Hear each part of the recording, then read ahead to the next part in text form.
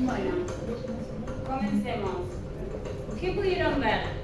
Ya está, chicas, ya terminen ahí. Ahora vamos a participar, quiero que participen y entre todos hacer el marco normativo y también desarrollando las ideas. O sea, era difícil que lean todo, o sea, en 20 minutos no se puede hacer eso, pero no es que no tienen idea de lo que es el marco normativo. Están empezando la carrera porque leyeron la Constitución, saben los tratados internacionales, etc. Si hablamos de marco normativo, lo primero que se nos viene en la cabeza es decir, bueno, tenemos un marco interno y un marco internacional, ¿no? Entonces, primero vamos a hacer esa gran distinción. La parte interna y normativa interna. Y acá vamos a tener el individuo, que ya saben cuál es el individuo. Pero bueno. En nuestra normativa interna, desde la reforma constitucional de 1994, nuestra última reforma constitucional, se protegen los derechos de las personas con discapacidad, ¿sí? Porque también hay que reconocer que, si bien todas las constituciones modernas plantean esta idea de igualdad, ¿sí? Plantean la idea de igualdad y de libertad, pero la realidad es que con respecto a la igualdad, nos damos cuenta que no es tan transparente, sino que hay desigualdades, valga decir la misma palabra, porque la realidad es que no todos salimos de un pie de igualdad. Se conocen históricamente grupos, ¿sí?, que se llaman los grupos en una situación de vulnerabilidad. ¿Dónde se encuentran las personas con discapacidad? ¿Dónde se encuentran las mujeres? ¿Dónde se encuentran los menores? ¿Dónde se encuentran los adultos mayores? Entonces, al ver que históricamente estos grupos son más vulnerados, el código de la Constitución, lo que va a cambiar es esta idea de poner lo que ustedes conocen como las medidas de acción positiva, que están en el artículo 75 y 123. Lo que digo, ¿les hace algo nuevo a ustedes? ¿Conocen el artículo? Díganme que sí, por favor, hablen. Esto ni siquiera es civil, es SBC. Entonces, para poder poner en un pie de igualdad a estos grupos, lo que va a plantear la Constitución es establecer estas medidas de acción positiva, ¿sí? Que obviamente lo establece la Constitución, pero después lo vamos a ver traslucido a través de políticas públicas, ¿no? Como vamos a ver más adelante, esto del grupo de las personas con discapacidad en el empleo público, tanto en ciudad como en nación, o distintas normativas o políticas públicas que pueden hacer actividades de capacidad, pero eso lo vamos a ver en otra clase.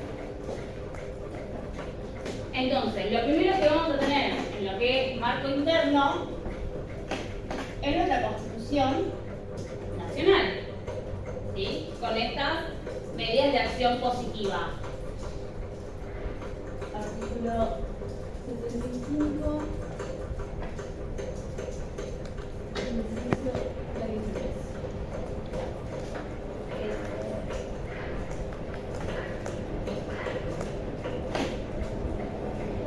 Más específicamente, para que quede claro, es garantizar la igualdad real de oportunidades de todas las personas. En esta materia, obviamente, hacemos poco a las personas con discapacidad, porque es la temática, pero obviamente está orientado a todos los grupos o sectores que se encuentran con una mayor vulnerabilidad. Nuestra Constitución, si bien está expresada tácitamente cuáles son estos grupos, no quiere decir que el día de mañana no se incluyan otros sectores minoritarios de la sociedad, ¿sí?, como la diversidad sexual. Que bueno, se había hecho Infotrans, pero no sabemos qué va a pasar ahora. Bueno, en esta misma línea, si bien la Constitución es de 1994, también tenemos las constituciones provinciales. O sea, ustedes saben que nosotros tenemos un gobierno que es republicano y federal, tenemos nuestra propia constitución a nivel nacional, pero cada provincia tiene la potestad de tener su constitución, ¿sí?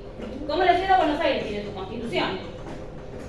Entonces van a ver que hay un listado en el cual muchas de las constituciones provinciales toman también esta idea de las medidas de acción positiva para la inserción de estos grupos en la sociedad. ¿Sí? ¿Querés leer alguno que vos habías anotado en tu esquema? Sí. Ya que estamos, aprovechando tu esquema. Acá está. Constitución de Cava, el artículo 42. La Sí. Constitución de la Provincia de Buenos Aires, el artículo 36.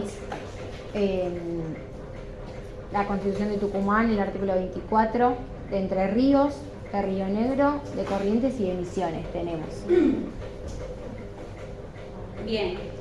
En la Constitución de Buenos Aires, que muy bien dijo sus compañeros, el artículo 42, lo que dice son medidas tendientes a lograr la equiparación de oportunidades. Palabras más, palabras menos, es lo mismo, ¿sí? Generar oportunidades para el común de la sociedad, para todos.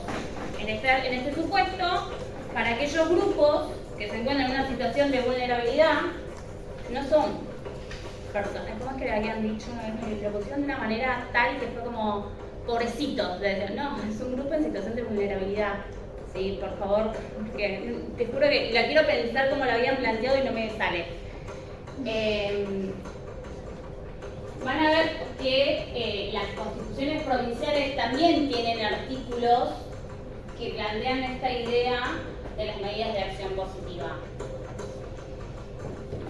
Entonces tenemos Constitución Nacional, constituciones provinciales.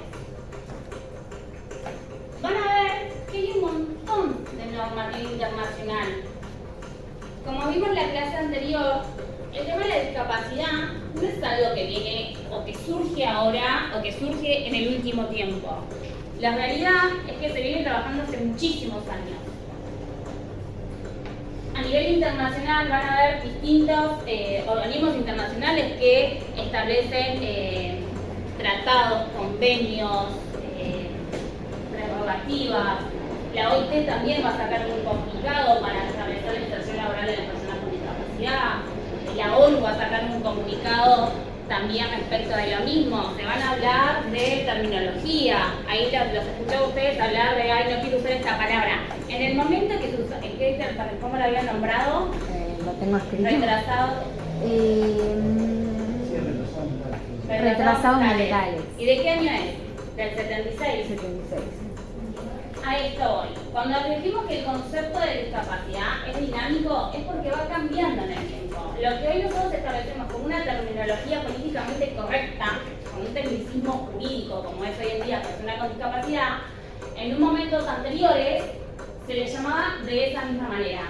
Hoy decimos que está mal, ¿sí? Pero puede ser que el día de mañana nos digan que esté mal hablar de personas con discapacidad, ¿sí? Es una cuestión terminológica. El tratado salió con esa tecnología, vamos a respetar ese nombre. ¿El término de segundo es como algo médico también?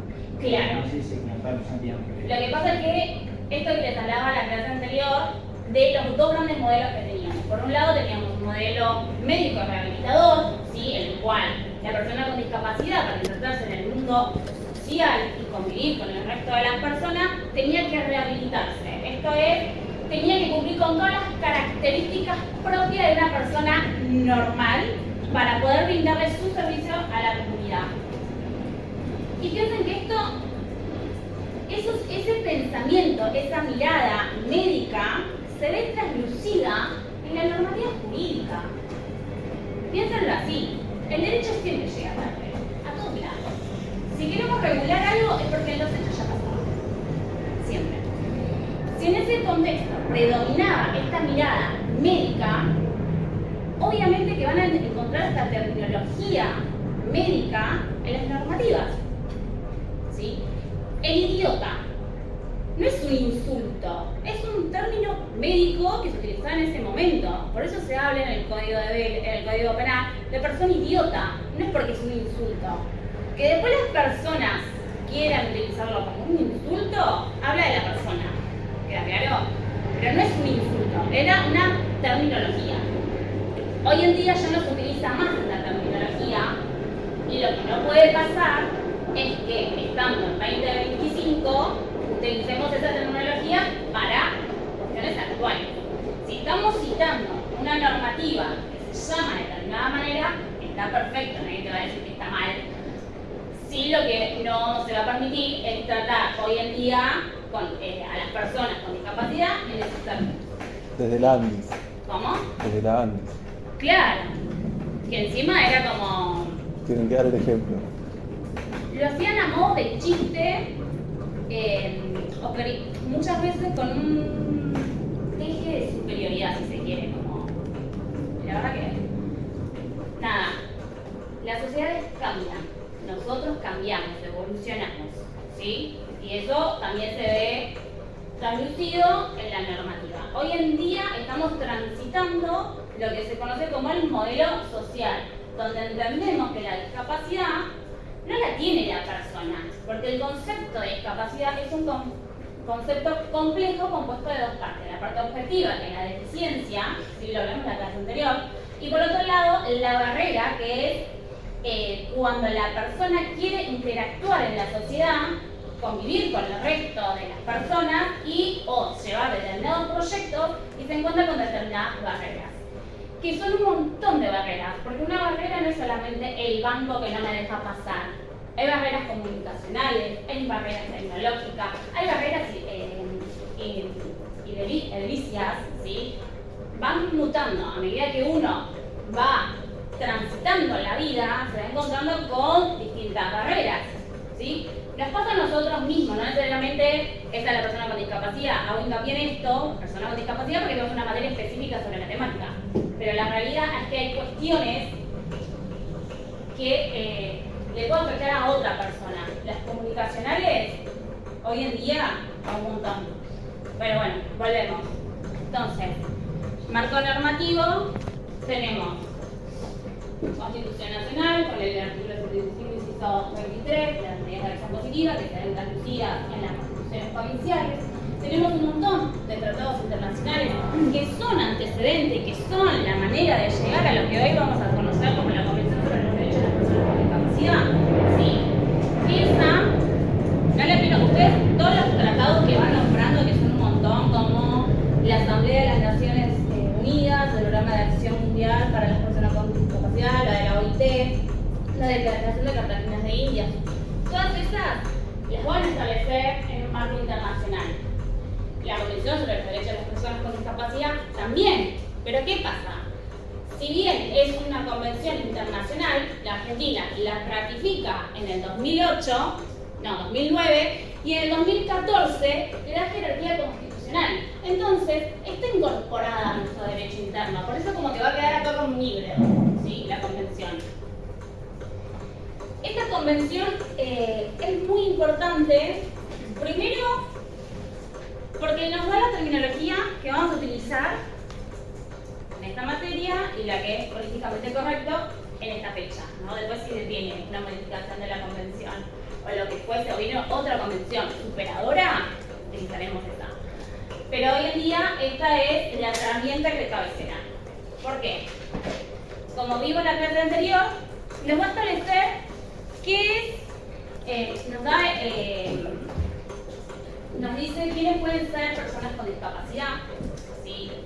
Pero no nos dice quiénes son las personas con discapacidad. Y ahora vamos a ver por qué. Cuando leen el libro de Seda, con el que hicieron el trabajo hace un ratito, el libro blanco, el doctor Seda nos va a decir, nos va a plantear una pregunta, ¿no? Y yo se las planteo a ustedes. Antes de esta convención, viendo el marco normativo, ¿las personas con discapacidad no tenían derecho? Sí. Sí, de acuerdo. ¿Sí? ¿Están todos seguras? Para mí no. ¿Quién te conoce? ¿Por? O sea, sí, pero capaz no reconocidos jurídicamente. Para mí sí, porque no dejan de ser personas. Claro, tienen los mismos La derechos. calidad de personas Sí, no obvio. cambia por discapacidad o no discapacidad. Claro, pero me refiero Eso a es, que... y es independiente. Bueno, tendríamos que preguntarlo Da en igual la de la relación nota del que código no en te un da, no momento. es por vos. Y Porque, hay leyes de discriminación positiva previas. Bien, Igual porque en la época romana los que... las personas con discapacidad eran en realidad, Sí, sí. las mataban. El pozo. Pero por eso acoté y dije en la Argentina. Esparta. Al que tiene 200 años. Sí, 200. ¿Por qué hago esta pregunta? Porque cuando surgió la Convención sobre los Derechos de las Personas con Discapacidad, se empezó a hablar de, bueno, ahora las personas con discapacidad son sujetos de derecho. Qué bueno. ¿Qué decís? Y antes no tenían derecho. Antes no eran personas. Y lo que va a demostrar el doctor Seda a lo largo de todo el libro es que, ojo, la convención tiene su relevancia, si se quiere, política. Sí, ahora vamos a desarrollar esta parte. Pero no tiene tanta relevancia a nivel jurídico, porque en la Argentina, piensen que tenemos una ley orientada a discapacidad de la época de Videla. Media contradictoria, ¿no? Videla, pero sancionó una ley en ese periodo en el cual se le daba prestaciones a las personas con discapacidad. La van a ver en el apartado de salud. Entonces, y además estamos diciendo que nuestra propia Constitución, desde la reforma de 1994, que incorpora estas medidas de acción positiva, ya tenía en mira, no en específico a las personas con discapacidad, pero sino a estos colectivos de grupos en una situación de vulnerabilidad. Entonces, es mentira de que ahora que existe la convención, las personas con discapacidad son sujetos de derecho. Primero, sujetos no porque son personas. Y derechos tuvieron siempre por el simple hecho de ser personas, porque estamos en un estado democrático. ¿Sí? Todas las personas tienen derechos, si no estaríamos en otro régimen que no queremos. Entonces, si bien la convención es muy importante, por cuestiones que vamos a trabajar ahora, no tuvo la relevancia jurídica tan tajante en la Argentina. Van a haber un montón de fallos en distintos ámbitos: educación, salud, laboral, familia, en el cual los jueces no van a fundamentar, y hasta el día de hoy muchos no fundan sus fallos basados en la convención, sino en el derecho interno argentino. ¿Sí? No es que esté mal, pero digo, había normativa previa para afrontar y poder respaldar los derechos de las personas con discapacidad. No tuvo que venir una ley, una convención internacional a establecerlo, bueno, ahora tienen derecho, y antes no teníamos nada. ¿Queda claro? O sea, yo lo decía más desde este punto de vista. Está perfecto. Lo que sí hizo, que es importante, es la posibilidad de visibilizar la problemática. Porque es verdad que teníamos un montón de normativa, pero muchas veces o no se era consciente, o se miraba para otro lado, o no se tenía conocimiento. Entonces lo que hizo esta convención, más desde el 2014, que le dieron jerarquía constitucional, es poner el tema de discapacidad en agenda y que sea visible. Sí. Sí, nosotros jugamos con ventaja porque ya tuvimos clase con Seda. Justamente con él y este tema. De este tema. ¿Con qué materia? No, con el No, tema. perfecto. Ah, Entonces. sigue Mariana Manuel, saludos a Mariana Lefebvre. Sí, sí. Andrea Pasomo, No, ¿no está más? no ubico bien todos los. Andrea no, María Me da algo que sí. Me da algo que sí. Mariana es la alta, Andrea es la bajita. Sí, Andrea sí. Bueno, habíamos llegado más o menos a la conclusión de que se había dado un clima de cambio de época, digamos, previo a al tratado. Con el tratado culminas, digamos, ese clima, porque ese clima puede cambiar. Y si ese clima cambia y no lo consagras a nivel constitucional, es más fácil cambiarlo. Entonces, con el clima de época, pudiste llegar a la consagración de ese hecho, digamos. Sí, a ver, obviamente sí, y también hay cuestiones políticas, ¿no? Porque para dar jerarquía constitucional a un tratado hay que tener una mayoría. Pero por eso hay un clima de época. Digamos, si el clima de época no te acompaña, no lo puedes hacer. Ahora no nos acompañaría. Yo soy clara, ahora no nos acompañaría. Menos mal que ahora está. Que sin embargo, dan la pelea por otro lado, con otros discursos, con otras otros lenguajes, si se quiere.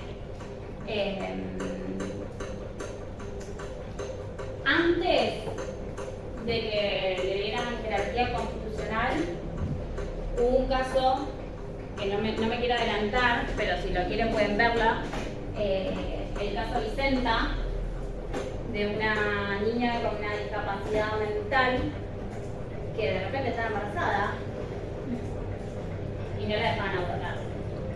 Y eso fue como un gran debate en la sociedad argentina, que también plantea, como en toda situación, conflicto entre dos derechos: el derecho a la familia, el derecho a la niñez, ¿sí? Porque todos hablan desde la discapacidad, pero era una niña de 14 años, entonces como que eso también puso en agenda la situación. Algo a tener en cuenta: la convención nos va a dar lineamientos de cómo abordar la discapacidad también. Vamos a tener conceptos que yo quiero que identifiquen bien. Esto de los apoyos, el diseño universal, los ajustes razonables por sobre todo. Y yo siempre me adelanto, pero ¿qué es para usted un ajuste razonable? ¿En qué sentido? En general, si hablamos de discapacidad, un ajuste razonable. Y son todas aquellas modificaciones o adaptaciones que el medio hace para adecuarlo lo máximo posible a las limitaciones de la persona con discapacidad, dentro de cierto ajuste razonable. O sea, no, por ejemplo, un edificio que no tiene rampa de acceso, no le podemos decir que tire abajo el edificio y lo haga de nuevo. Bueno, si hay posibilidad de hacer una rampa, se hace; si no, no se hace. No, si no, tenés que establecerme una rampa desplegable, desmontable, pero no me puedes dejar sin una rampa. Un elevador. Es probable, sí. Un elevador. Es más caro, el consorcio no te lo va a No, pagar. ni hablar. Es probable. Pero no es una opción no hacerla porque la infraestructura no te da. Acá la facultad gastó millones por 4 escalones en la entrada y puso el elevador.